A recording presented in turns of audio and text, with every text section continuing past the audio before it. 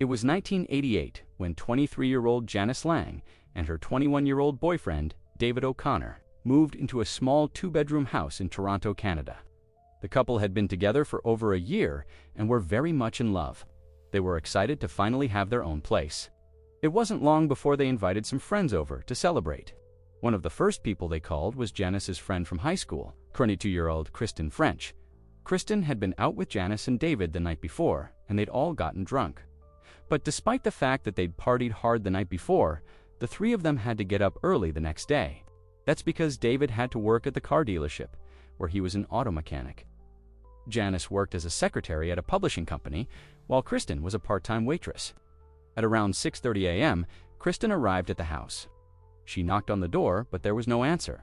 She tried again, but still no one answered, so she let herself in through the back door. When she walked into the kitchen, she saw a horrifying sight. On the floor in front of her was a man's body covered in blood.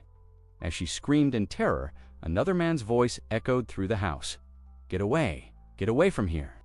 Kristen ran out of the house and down the street, frantically knocking on doors and screaming for help. When the police arrived at the scene, they found the body of Janis's boyfriend, David O'Connor. He had been stabbed multiple times in the chest and stomach. It soon became clear that whoever had killed David had also tried to kill Janis. Her body was found in an advanced stage of decomposition in the trunk of her car. She had been shot in the head, execution style. The police searched the house and found blood spatters everywhere. Whoever had attacked the couple had also trashed the apartment. The walls were covered in crayon drawings of devils, and the word Satan was written on one of the bedroom walls. But despite the obvious signs of a struggle, nothing appeared to be missing. The killer hadn't even bothered to steal Janis's purse, which contained her wallet, keys, and cell phone. Investigators learned that David and Janis had recently had a fight with their upstairs neighbors. They would be evicted. But what could have started as a simple noise complaint had quickly escalated into a deadly dispute.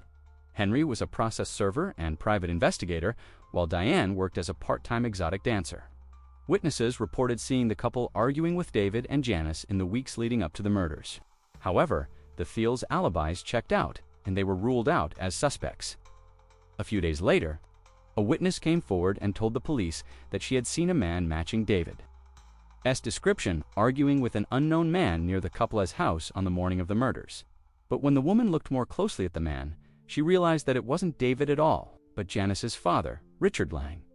Richard had recently separated from Janis's mother and had been drinking heavily. He had also made threats against his ex-wife and had been violent in the past. But when the police interviewed him, he provided a solid alibi for the time of the murders. Richard claimed that he had been at his mother's house playing cards with his brother and a friend. His friend even backed up his story, but the police weren't convinced. To this day, Richard remains the prime suspect in the case. But without any physical evidence or witnesses, the murders of David and Janis remain unsolved. Now it says time to put on your Detective S hat and figure out who killed David and Janis. Was it A. Henry, the upstairs neighbor, B. Richard, Janis's father, or C. an unknown assailant? Go ahead and write your answer on a piece of paper. If you think you got it right, let's reveal the answer. The correct answer is C. an unknown assailant. Despite the crayon drawings and the word Satan scrawled on the wall, this was most likely not a satanic murder.